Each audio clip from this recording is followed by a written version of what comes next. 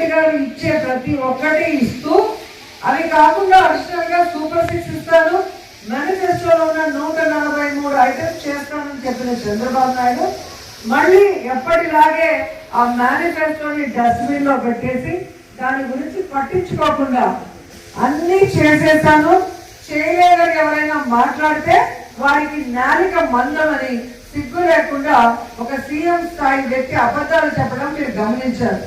అందుకే వారి మేనిఫెస్టో ఏంటి, వారు ఏం చెప్పారు అని ఈరోజు వాళ్ళకి గుర్తు చేస్తూ గడప గడపకి కార్యక్రమాన్ని ఇది తీసుకెళ్ళి ఈ క్యూఆర్ కోడ్ స్కాన్ చేస్తే దాంట్లో సూపర్ 6 తో పాటు తెలుగుదేశం పార్టీ మేనిఫెస్టో వస్తుంది.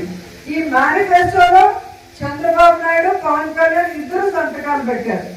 ఇది చేయడానికి కుదరదు, అంత డబ్బు లేదు, ప్రజల్ని మోసం చేయడం ఇష్టం లేక ఆ రోజు బీజేపీ వాళ్ళు దీనికి దూరంగా ఉన్నారు. మీరు గమనించారు కదా, ఆ రోజు మేనిఫెస్టోని టచ్ చేయకుండా దూరంగా నిల్చున్నారు. ఓన్లీ పవన్ కళ్యాణ్ అండ్ చంద్రబాబు నాయుడు గారి ఫోటోలతో వెనక బ్యానర్లు, అలాగే ఉమ్మడి మేనిఫెస్టోలో ఇద్దరి సంతకాలు. ఇప్పుడు సంతకం పెట్టి మోసం చేస్తే ఏమంటారు? చీటర్ అంటారు. చీటింగ్ కేసు పెట్టాలి, 420 కేసు. మరి చంద్రబాబు నాయుడు మీద, పవన్ కళ్యాణ్ మీద ఈ 420 కేసు పెట్టాలా వద్దా? ఖచ్చితంగా పెట్టారు కదా.